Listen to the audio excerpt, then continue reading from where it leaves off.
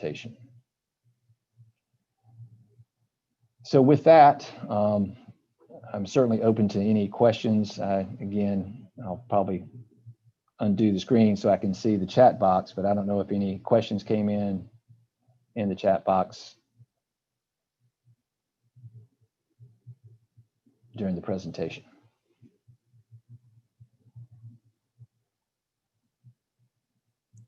No, Doug, nothing right now.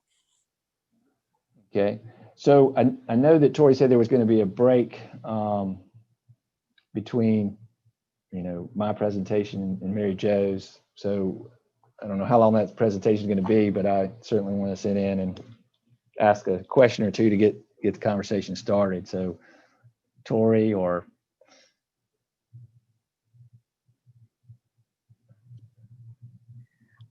yeah, that would be fine. Is there, to make the transition now, we usually take like about a 5-minute break. And we can certainly do that now. Is there any, would there be anything else that you would want to add in terms of just like getting us ready for the, just look at this from the board member perspective? Yeah, I guess, when I mentioned that, from a board perspective and communications, it's kind of the discussion with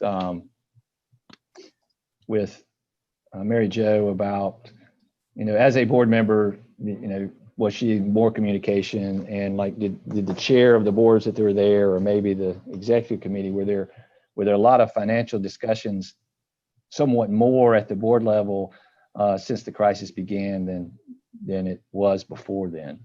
It'd be kind of a kickoff question, I guess.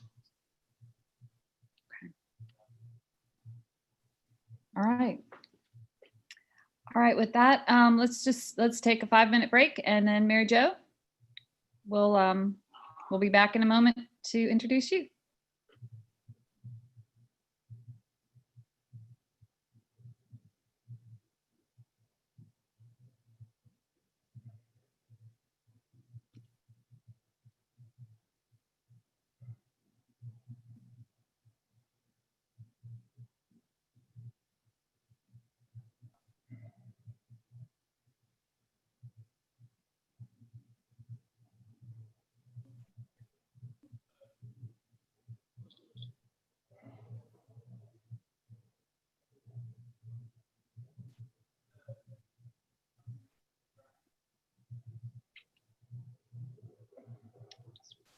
Video for a minute.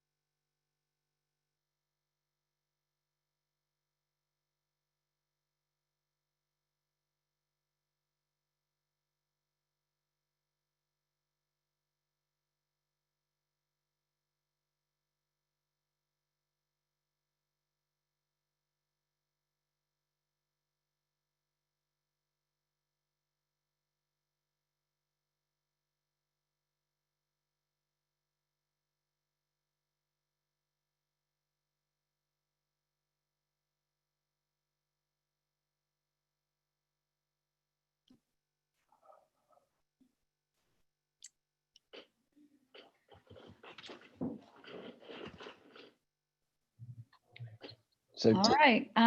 Tori, Yeah. I know that people don't have the hands-out yet, and they'll get them eventually, but the part of the board directors section that I gave them a link to was to an article that talked about how to build a culture of inquiry during COVID-19 crisis. And it's specifically talking about, the discussions and the board. And I hadn't heard the term culture of inquiry, that usually with boards. I mean, you usually hear a lot of discussion about, board and management. The board, stays at the board level and management stays at the other level. But the culture and inquiry really tries to have, and says about the 4 building blocks of the trust, the sharing, the teamwork, and the dialogue.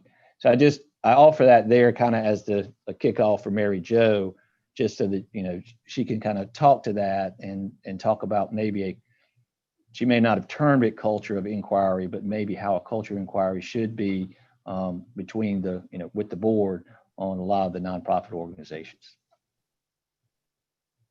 Okay. All right. Well, thank you, Doug. And let's just keep the conversation going. I'm going to turn it over to you, Mary Jo, and thank you again for being here with us. And just a reminder, Mary Jo Rogers is the EVP and Chief Lending Officer at South Atlantic Bank in Myrtle Beach, and a very active member of the nonprofit community. And in that capacity, she's going to talk with us today. So thank you, Mary Jo. Thanks, Tori. Thanks everyone for being here. This is it's a pleasure for me to get to participate both as a perspective of a banker and as a perspective of a board member. I have been involved since I moved to Myrtle Beach in 1996 with a lot of different organizations, and found it to be something that's been really rewarding for me. And we have a great community here, and a very generous community. So that's been it's been a real pleasure. And from a banking perspective, it's been great for me as a banker to be involved because Doug talked a little bit about relationships, and I want to first kind of touch on that as well. And that one of the things I tell everybody that I speak to in any organization, in any capacity, whether you're a business customer, whether you're a not-for-profit customer, every organization is the same in that there are critical relationships that you have to have in order to be successful.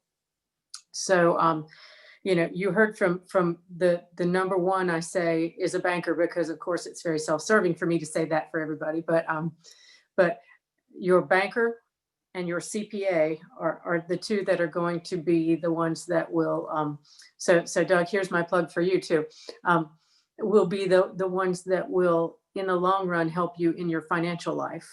And, number one, as Doug already said, is that cash flow is king. If we don't have the income to deliver the mission, then all those mission critical services are out the window. So really important to make sure that as an executive director or as an employee of any organization, that that 2 people that you have on your team are your banker and your CPA.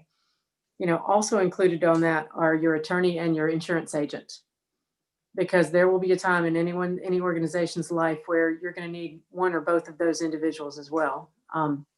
So I'm going to take it from a board member's perspective and say that, we as a board have a responsibility to make sure that those relationships are being developed and that they are, they're active. Now, the good news is for all the executive directors is you can get access to a lot of these people by having them as board members in your organization.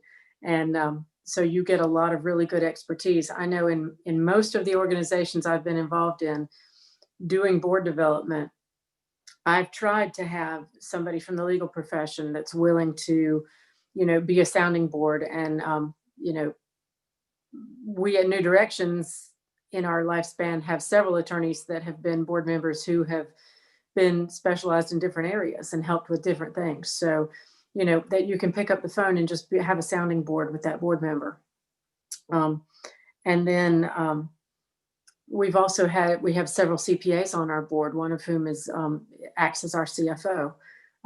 So if you don't have a mobile CFO like what Doug does, which is just fabulous to even know about, that's out there for organizations, then having a board member that can help with that function is also huge.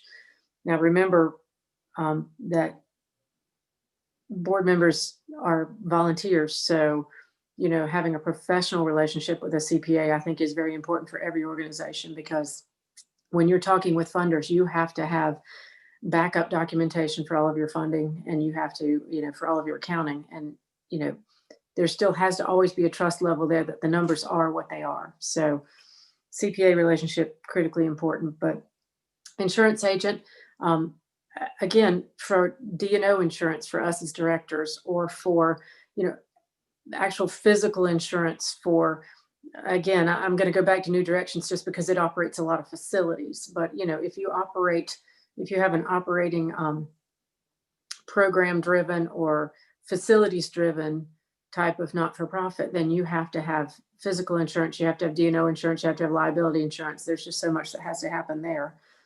And then of course your banking relationship, because as we talk about in the COVID world, and we talk about pivots, we talk about, how do you shore up your cash flow if you don't have huge reserves?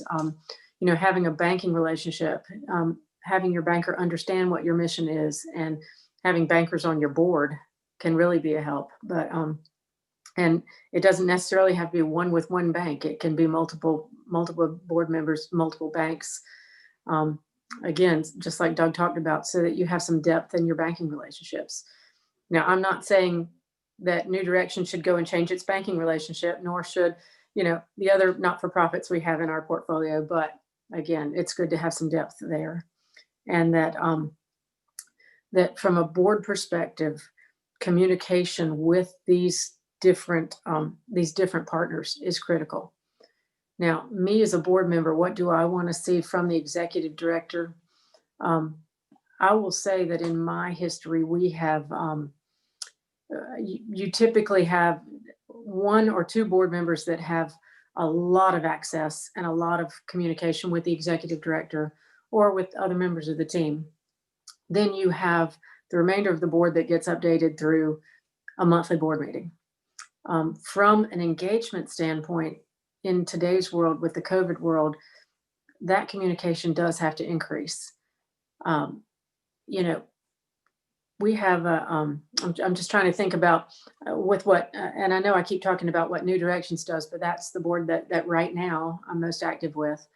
And all of you can kind of take this and use it as a model. It works really, really well. But have an executive committee that talks once a week and talks through some of the numbers. I mean, some of the things that Doug was talking about, understanding the conversion cycle of your cash flow. We can talk about all these technical terms. We can talk about receivables. We can talk about cash flow, talk about conversion cycles, talk about projections, all the things that bankers like to talk about and CPAs like to talk about. But for communicating with mission-driven, program-oriented employees in an organization, or marketing-driven folks who necessarily on the board who don't have all those numbers, getting those key indicators out there is important. So communication. If we talk about how we're going to get the money that has already been promised to us, again, talking with a funder and saying, is there any way we can change this restricted to unrestricted for a portion of this capital? If you are right now have critical cash flow needs, if you are not going to be able to keep your doors open because you can't get access to these funds until a certain time, but it's a short-term problem. I always tell people that short-term problems require short-term solutions. So in this case, your funders, your grant folks might be able to change what they're doing in the short run to help you with that. That is something that an executive director and either your board CEO, your board CFO, might have to work together to go talk to the funders and say, how can we do this? How can we change how we're receiving this money in the short run, and this is what it's going to do for the organization if we can do this. So I really do think that if you have those conversations with your funders, that a lot of them are going to understand. And I'm gonna flip it for the funders too, to say that one thing that we as not-for-profits have to understand is some of these funders may not be getting the funds that they were expected to receive, especially if any of their funding comes from real estate. I'm sure you have heard that, commercial real estate in New York City is, people are vacating by leaps and bounds. They're moving down to the South, which is good for us operating in this part of the world. But what that's going to do for the cash flow of some of these larger foundations is it's going to hurt them in the short run if they don't have rents coming in. And say there's a big real estate investment trust that has a foundation that it supports, and it can't support it because it doesn't have the cash flow. So we have to be thinking ahead to that. And that's a lot of times that's going to be a board member, a banker, CPA type board member that'll think of that, or a real estate investor board member working with the CEO and the CFO of an organization to realize that there may be some problems there, that we have to see it from all sides, and we have to make sure that we're aligning our expenses and our our programming with where our projections are going to go for what kind of cash flow we're going to have coming in. So again, critical as executive directors and as board members to understand that some of your traditional funding sources, as Doug spoke about, may not be exactly the same way they were, and that we're going to have to talk back and forth with our funders and make sure that you're having understandings about where the money's going to be. I know United Way is not getting as much in this year as they would have in previous years. A lot of us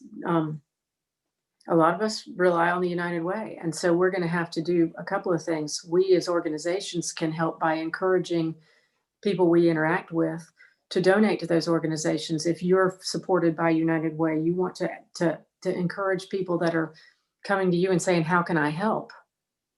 To donate, to make sure that they are giving if they can.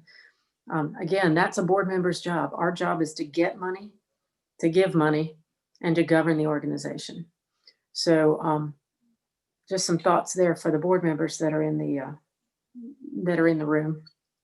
But then, if you aren't sure how your organization is really doing, if you're unsure about the finances, you do need to be asking hard questions of the team that's running the numbers. Again, whether it's purely the executive director, because a lot of small organizations that I've been involved with, the executive director kind of does everything. And we as board members need to be able to help the executive director with those tools, with those finance tools, especially, and in a lot of cases, and some of you, this may hit close to home to a lot of you, is that if you feel like as the executive director that you know how to run your charity, you know how to run your mission, you know how to deliver the services you're delivering, but you maybe don't feel as comfortable with the numbers. And especially in a time like this where the world's kind of a crazy place. And if you had 2 or 3 good funding sources that are now you're struggling with, that this is a time that you should rely on your board of directors. And if your board of directors isn't deep enough, maybe start looking for additions to your board to help with that. But ask your board of directors to help you get resources, get training to deepen your understanding of the numbers. And again, you don't have to know every single component of every single number. That's why you have financial professionals that can help you. Again, Doug, your other CPA, if you have a CPA, your CFO. But you do need to know, what are the things that are critical right now to my organization? What 3 or 4 numbers will help my staff understand how we're going to be able to move forward and deliver the programs, or what will be able to help my funders understand what we need in the way of funding to get us through the short run, the midterm, and the long run. And, that can be a month-to-month projection at this point, because things are changing pretty rapidly with the COVID world. If that vaccine becomes effective, if it gets widely distributed, 6 months from now, this could be a non-issue. But if it doesn't, or if something comes up, it could be a 12-month issue. It could be an ongoing issue. So we have to think month to month, how can I explain what I need in the next 3 to 4 months? How can I explain what I need in the next 12 months? And to do that, a couple of performance measures can help you with that.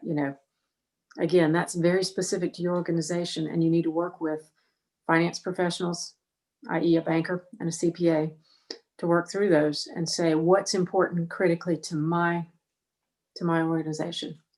Doug kind of touched on, if you're program driven, again, collect your revenues. People, if you're giving a service, they're expected to pay for it. If they've deferred for a period of time and now you're back up and running, then, you didn't get money during that time if you allowed them to not pay, but you still have to pay your staff. PPP only lasted a short period of time. I mean, if you think about 8 to 24 weeks of paying your payroll, that's not a long time in an organization's lifetime. We were hoping this would be a short-term problem, but it's turning into a longer-term problem.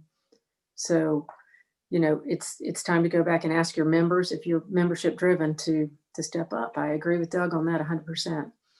And these are the kind of questions that board members will need to be asking is, are we pushing our funders to say, will you give us the money sooner? And a board member should be involved with that ask as well, so that the funders know that we're engaged. So if executive directors or program directors, you're doing it all yourselves, I highly encourage you to talk to your board members and say, I need your help. One of the things I've found in my charitable world is when I say I need help, whether it's to an employee of an organization that I'm a board member of, or whether it's to somebody outside where we as an organization need something. I have found that by going and asking, I need your help to get something done, people want to help because we're all not-for-profits and it makes them feel good to help, but you've got to go ask, and you've got to understand what it is you need their help with. I need your help with getting in the door with Tori Mackey so I can explain to her my issue so that she can give me an answer whether we can fund with this month or next month with the funds that we have being committed from her organization. Or same with the United Way. If the funds are there and you're supposed to get it on the 2nd, but you have a big something coming up on the 30th, can we take our monthly a couple of days early if it's that critical? So those are the types of things that an executive director and a board member can do, or a CFO and a board member can do, just really quickly. But you have to have really strong communication to do that with one another and know what the issues are. So,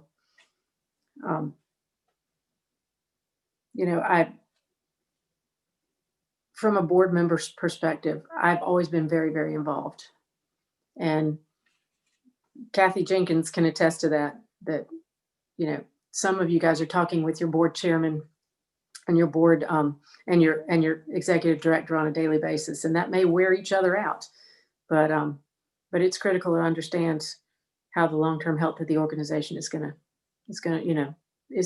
the moment and is going to survive. So I'm going to pivot a little bit and talk about a couple of other things that as board members and as executive teams for organizations that we that's pretty critical right now. Doug kind of talked about the head versus the heart, and that's something that I'm a true believer in.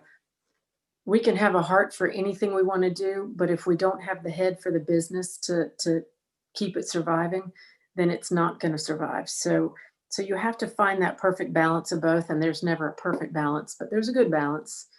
And one of the things that's part of that is that we want to deliver, and in some cases spend to get there, when really we should be thinking about an operating reserve.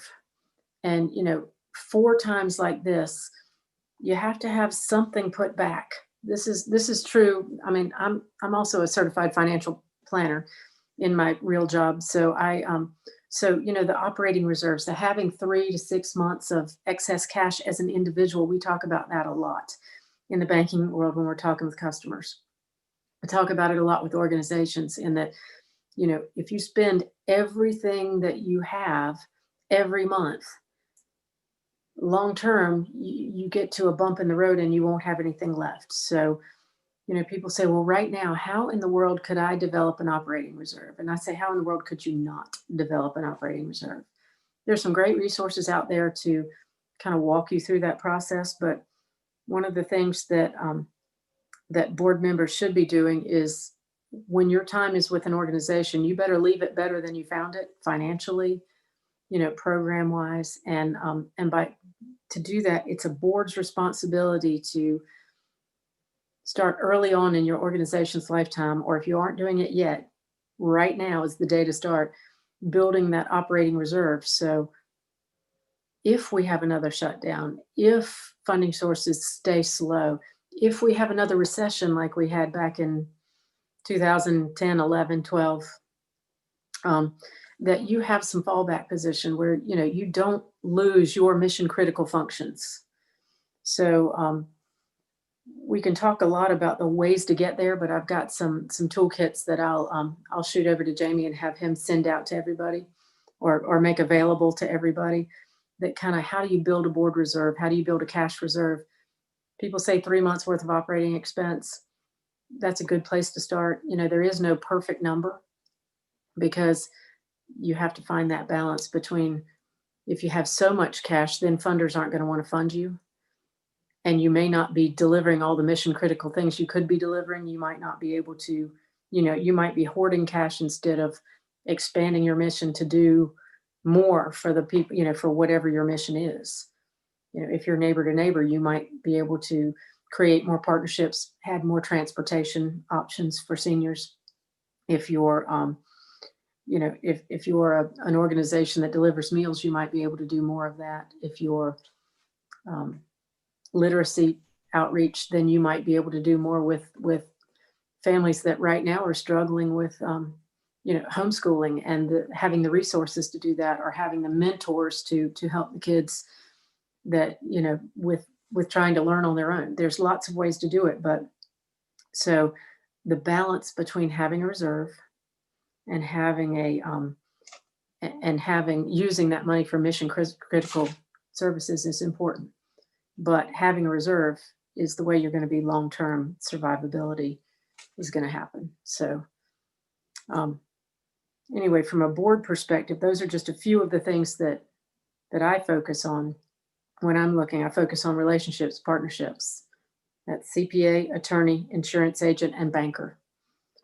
And we also look at the financial health of the organization from a reserve standpoint, and from how are we delivering our mission critical functions. So I'm going to give a minute to see if you guys want to touch base on any of that, if you have questions from a board member perspective, or if there's other items from a board member perspective that I didn't touch on. Again, being a banker, I'm always going to focus on the finances first, because we've already got the program people in place that are delivering the services. But so is there anything in the chat room there that folks have put in that we need to talk about? I can't see it either, but. I have a question. This is Joe Kunkel with Neighbors to Neighbors. So we've gone through a huge transition with our board, where we're starting to develop committees and really try to recruit volunteers within and from outside the organization to take leadership roles.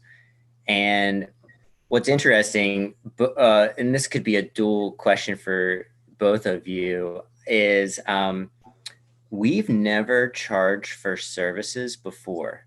And I think I heard both of you kind of mention that about membership dues, things like that. And what's interesting is I keep getting pushback saying if we were to ever charge for rides, that we would lose our status as a 501c3. There's a lot of anxiety around how we structure a fee schedule. How do we make sure that it's fair, a sliding scale? And we're doing our due diligence. But if you could provide me, I have a board meeting next week. If you could provide me some talking points about how do you fairly do membership fees so you don't lose your 501c3 status? Like, and Joe, I'm going to tell you that I don't think every organization has to charge for what they do, or that their mission should charge for what they do. Um, we struggled with that at New Directions, just with client services fees, which was part of it was part of a Back to Life program where we're trying to get people to offset some of their laundry cost and things like that, so that they would learn that they have to budget and they have to, so it was part of a programming thing. But yeah, if you're an organization that, and I'm going to let Doug speak to the tax implications of this, because I'm not about to speak to that. But we had the same problem with the art museum, is if we charge, people won't come. And I think a lot of times too, board members will give a lot of pushback about that, and staff will give a lot of pushback about that. Board members will want to charge, staff won't. But, if your mission uses a lot of volunteer labor and your expenses can be covered through grants, through donations, through other things, then charging may not be the thing that's good for you, honestly. But if there's a way to do it, and again, I'm going to defer to Doug on that question, and do it without losing your 501c3, then, Right. And COVID really brought this to the surface. I mean, it's a necessity. I mean, we're unable to fundraise like we were. Grant funding has not been as substantial as we need it to be. And so it becomes more of a necessity. And, transportation access is something that most of us and everyone agrees that to pay for across the country. We're actually one of the few that don't charge. So I know that there's a way to do it and to do it fairly, but I just want to make sure I'm not compromising anything. So I appreciate that. Yeah, and I'll give you two.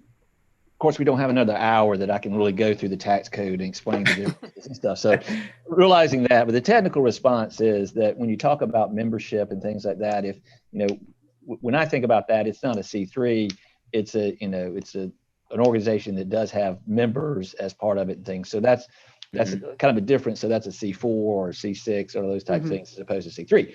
But taking that back, if even in the tax return, whether you realize it or not, you have to go through this check off of where you get all your funds. And even if you were to receive or charge, if you will, for certain things, it depends on how large that amount comes in. And if it's for a program that you're already delivering, that seems like it would fall in line. So we got to be careful of global answers about, people, well, you'll lose your status if you do X.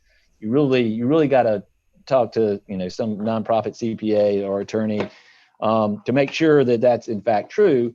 So my board member response to this, or recommendation would be, if I were on your board, I would explore, and again, I don't know everything that you do, but let's just talk about rides.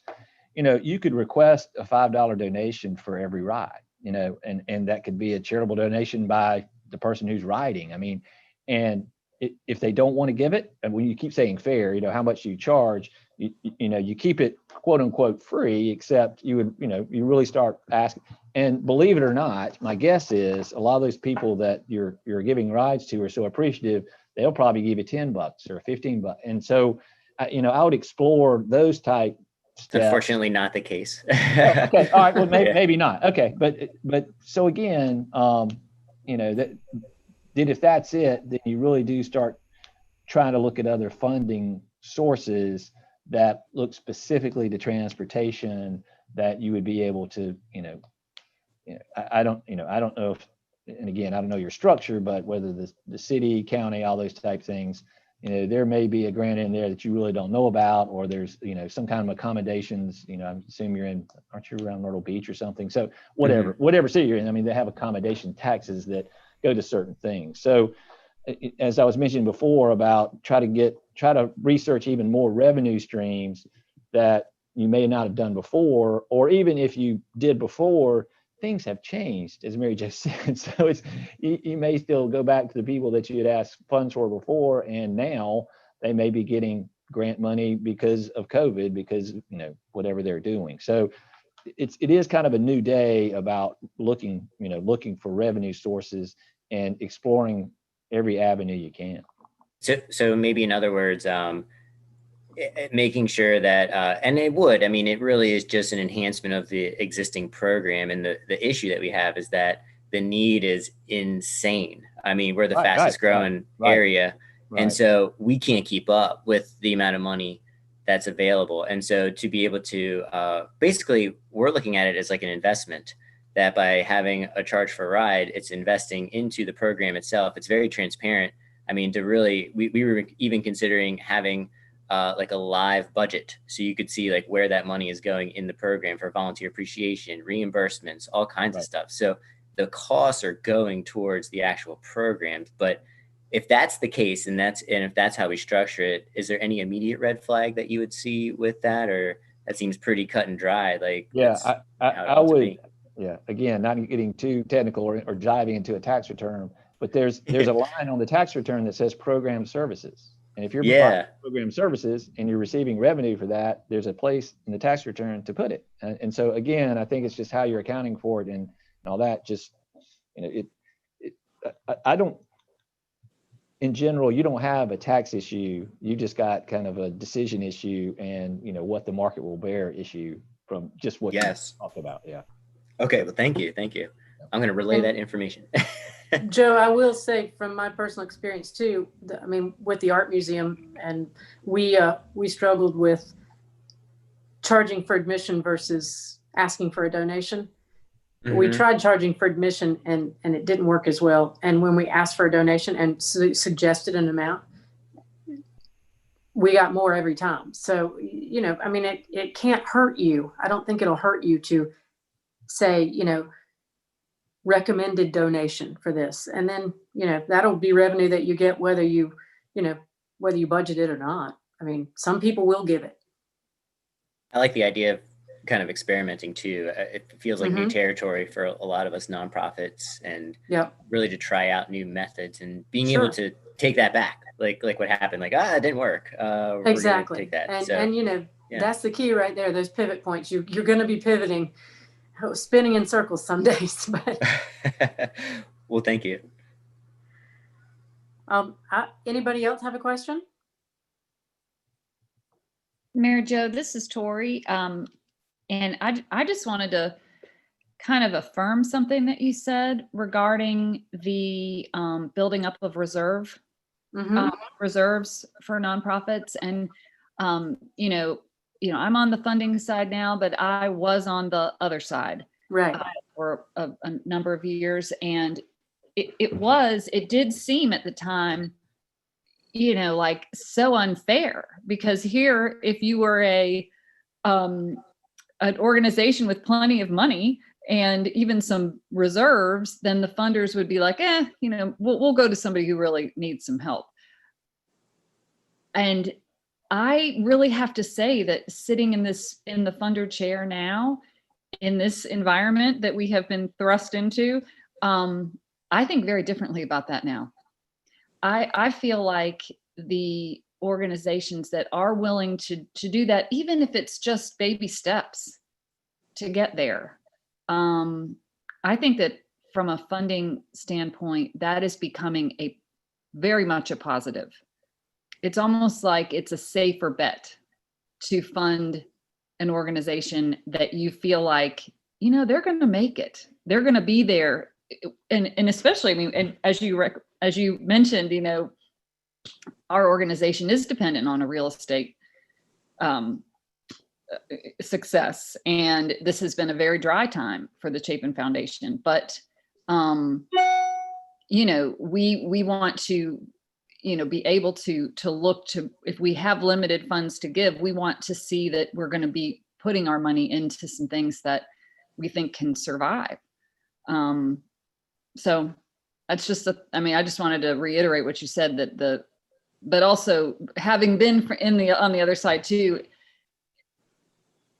it seems insurmountable when you're just trying to make it to try to save some money. But I think it's a good idea. Well, I'll kick in and use some of the terms that Mary Jo used. The head and the heart part of it is that, really this organization, the organization you're in, is critical. And it's critical today. If it's critical today, you want to be able to serve people later. And that's part of that reserve that, if things keep going the way they're going, maybe you wouldn't build a reserve because everything is going to be, but you can safely look at a lot of donors and major donors and say, that, to your point, Corey, I don't think that they're walking away because somebody has a reserve. It's more like, oh, we want to invest in the future of this organization, including the current time, but it's a future discussion as much as it is a current need discussion. I would agree. And Tori, thanks for putting your perspective in. You do have a unique perspective having been on both sides of it. And baby steps are okay. If it's $1,000 you can put away, it's $1,000 more than you had yesterday, and the budgets are so different for every organization. We have organizations that do what New Directions does that have, multi-million-dollar budgets. And then you've got organizations our size that, run on $1 million budget or less. So, so it's all relative. If you're a more volunteer driven organization, you might not need as big a reserve, but I agree that the sustainability issue is important for a funder. It would be for me as a banker. It is for me as a banker. I look at your reserves and say, I know you want cash to grow what you're doing or to have short-term working capital for emergencies, but I want to look at your backup and make sure that you're sustainable, that you've got some backup in there, that there's some equity in the deal. So thanks for that. Yeah, this is Kristen from the Community Foundation. I would echo what Tori is saying. Well, what we're all saying, right? For the first time ever, we're going to be using a tool this grant cycle to examine organizations' liquid unrestricted asset pools and really kind of doing a lot more of a deep dive into what the solvency of the organization is. Whereas typically we have looked at organizations based on strictly their deliverables, their outcomes, a little bit of capacity, but for the first time ever, we're going to be digging in a lot deeper into the financial pool because we are also an organization that relies on donations. And, we're going to have fewer and fewer grants to be able to make, over this upcoming year. So, talk to your funders that you have relationships with, and make sure you understand what their priorities are for this year, because it's different. It's just a different ballgame for your funders as well. That's a great perspective. Absolutely.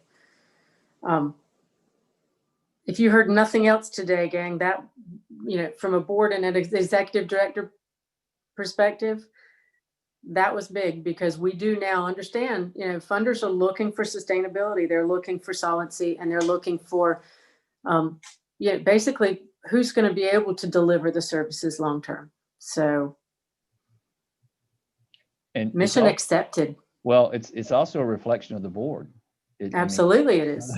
So if you're a board member listening in, let's take it to the board members, but executive directors, I think you need to, again, talk to your board about that, because when you're serving on a capacity volunteer on a board, and you're on, a nonprofit board, sometimes people are in areas that they're just trying to be there for the good of the cause, not necessarily the financial responsibility. They always point at the treasurer, they said, they say it's okay with me, if he looked at it or that she looked at it or whatever. But it really needs to be a broader conversation about the health of the organization as a reflection of the organization and its board, because I know that's what those bankers and other people look at when they're getting ready to either lend or donate to. That's a huge reflection of the board. Absolutely. I agree. If anyone doesn't have any other questions about that, I would like to offer up, our bank did about 1,000 PPP loans.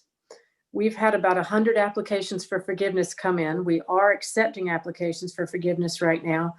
And so if you're interested in having any questions answered or hearing what we're seeing from those applications, I'm happy to talk about that for a minute if we've got time, or if that's even something people are interested in.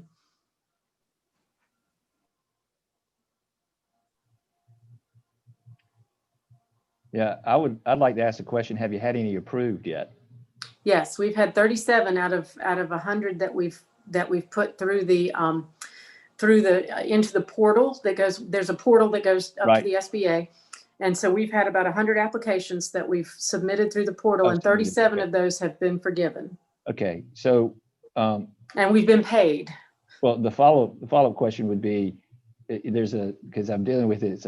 I believe the bank gets 30 days or 60 days to The bank has 60 days. Yeah, but y'all are doing it faster. I get it. And then the SBA has 90, right? 90, exactly. So, but you're seeing it's coming back sooner than 90 days, obviously. It is. Now, what we're seeing here is the largest one we've had forgiven was about $566,000. So it looks like they're pulling some of the smaller ones first and getting those out of the way. Gotcha. Yeah. Okay. Now, the next question you're going to ask is, what about idle loan advances? And this is something that probably everybody who has a PPP loan needs to hear, is that, there were 3 different programs that kind of popped up in the short run in this. The first one was the EIDL, and that's the Economic Injury Disaster Loan Program. But there are 2 different components to that program. One of them is the EDIG, which is the Economic Injury Disaster Grant. When you made application for a loan under that program, there was a little box that you could check that would allow you to get a short term, like a grant, and it would just be money that it was up to $10,000, and it was money that you would not have to pay back. It was truly a grant. Some of you guys probably did apply for an economic development EDIL loan, and money popped into your checking account, and you're like, oh, that's kind of cool. Or you didn't hear anything, and then all of a sudden there was a deposit into your checking account. But then later on, you got the paperwork for the grant, for the loan itself, which could be a bigger number. If that's the case, then the monies that you got for that grant, again, up to $10,000, will not be forgiven on your PPP loan. And it was just a timing of those 2 programs. So if you got an idle grant, then just know that there's going to be whatever that number was will be shorted from your forgiveness, and you're going to have to pay that back. Recommend that you pay that back all at once instead of having to write checks every month for, what could be $3,000 loan for 24 months or up to 5 years, depending on the timing of when you got your PPP loan. But, the accounting of that isn't worth the nightmare of it, truly, if you've got the money to pay it back. So, writing a check every month. But that being said, just so you know, those funds are coming in. We haven't had anyone that didn't get forgiven because they didn't do something right so far. That's the good news.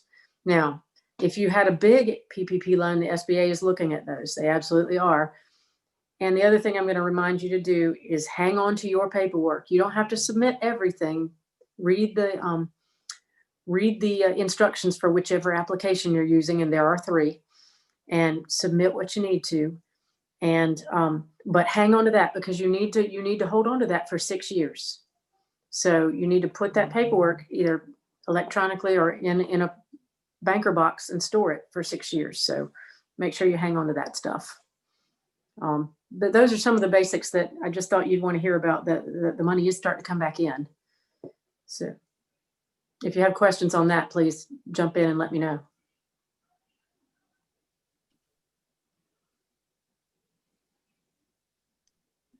Oops. Hold on. Okay, I just saw something pop up, but it didn't stay. What's the percentage of? What is the percentage of PPP forgiveness? It's been 100% unless somebody had an idle loan, of the ones that we've submitted and they've responded to so far. So, basically what's happening is that the SBA is paying us as a bank the amount that we advanced plus the interest from the date of that advance to the date that they paid it off. So now that's a 1% interest rate. So it's not a lot of interest income, but. Did that answer your question? Is that what you were asking? Okay. The answer was yes, that did answer the question. So Anybody else have a PPP question that we can, some technical stuff? If you need any help with that, let us know or let me know.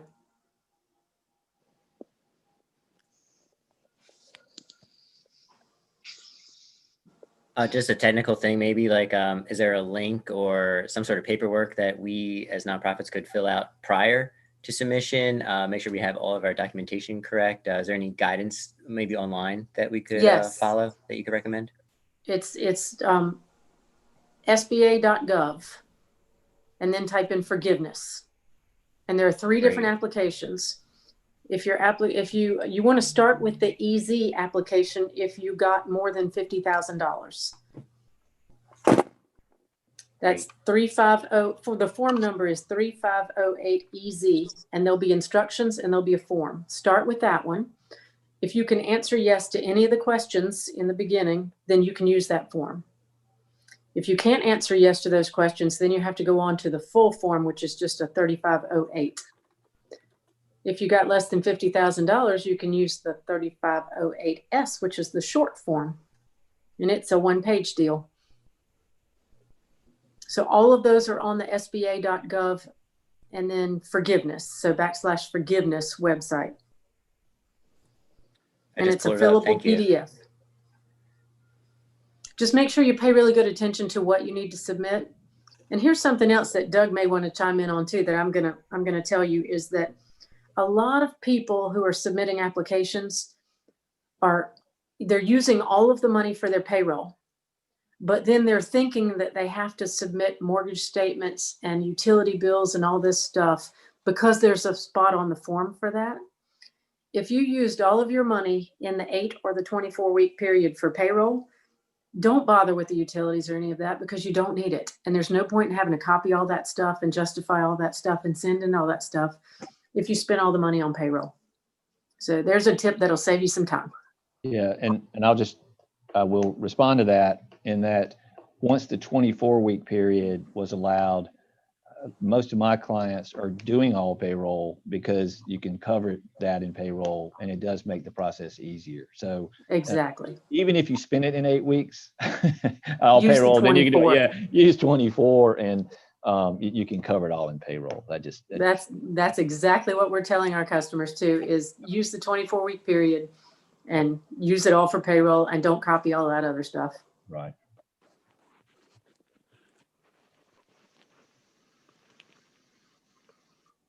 All right, Tori. Well, I think that's it for me, unless people have questions. Well, yes, thank you so much. It's been, anyone please chime in before we wrap it up.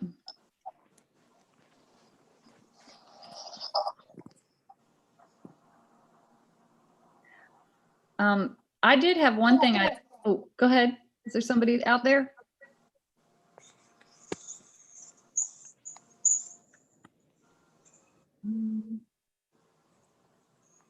Sounded like someone is trying to ask a question, but not coming through. I did want to just ask one, just as maybe, and this might could be a summary statement too. A question did come up in the chat box about something that, early on, what you were saying, Mary Jo, about the fact that, about how engaged you have been as a board member, and really I think all the organizations truly long for board members who are really engaged, and so much so that we're going to be having our next episode of the Waccamaw Nonprofit Summit dealing with board governance issues. But I mean, maybe if you could just sketch out a profile of who to look for as boards are developing, and for especially for the executive directors out there. Are there any helpful hints or a profile of who would be somebody that would be ideal? Well, I can give you 2 things that have worked for me. First and foremost, I'm going to tell you guys a story about how I entertain at home. I like to entertain a lot, and so I have friends over for dinner. We have Friday evening get-togethers, and one of the things I love to do is, when people come in and say, how can I help? I save little jobs for them to do. So like cutting up lemons and limes, if you're using lemons and limes in any of your, is one of those. And I'm like, here, cut this, or I'll have things. I'm like, you can put this on a plate. People get engaged when you give them a job. And they say, oh, I had so much fun. And, as an entertainer, they'll help you clean up too, if you give them a job up front, because they're invested in what you're doing. They're invested in your entertaining process because they helped you get everything together, fill up the ice bucket, whatever it is. But, and I think it is both an executive director and chairman of a board's job to, not only find board members that say they want to help, but to give them a job. Don't, if it happens in so many organizations where the executive director and the board chair end up running the whole organization and reporting to the board about what they're doing, instead of having committees. And Joe was talking about committees with neighbor to neighbor. You've got to have committees. You've got to have engagement. You've got to give these board members a job, and then you've got to follow up. You've got to inspect what you expect, whether it's happening through the board chair, or in some cases, the executive director may have to help with that. But really the board chair's job is to make sure that everybody has a function in their organization, and then follow up and ask them to help. So that's the first thing I would say.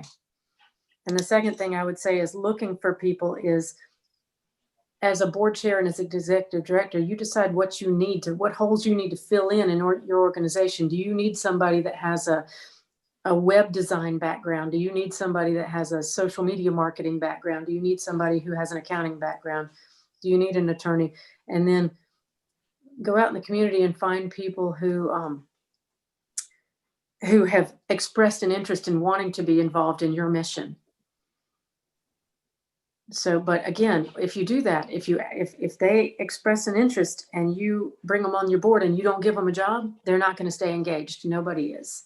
And we tend to do that with executive committees. A lot of times is just go report to people, and then they stop showing up for meetings and we wonder why.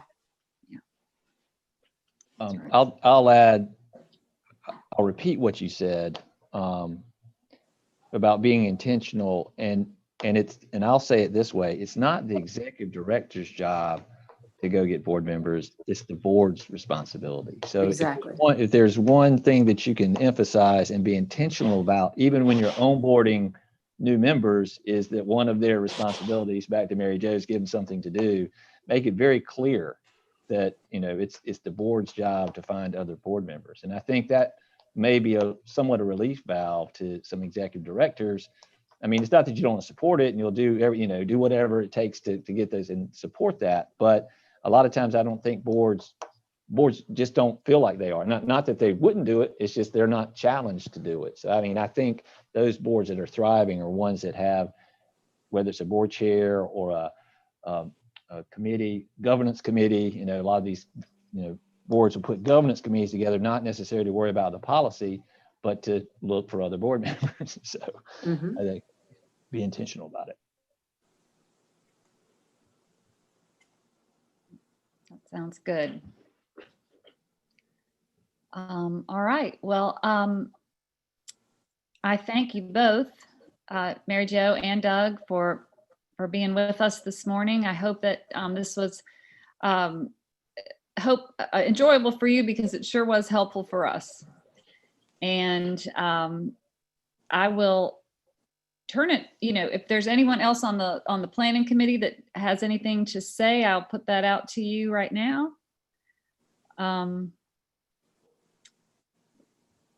But otherwise, I would say that we will look forward to seeing all of you and maybe some more of you on December 3rd for our next installment of the Waccamaw Nonprofit Summit. And that is going to be with speaker Jennifer Bush, talking to us about board governance. So we really have done a great transition here in going from financial toolkit and financial oversight to what we're going to learn about next. And so anyway, thank you again. And thank you, everybody. Have a good day.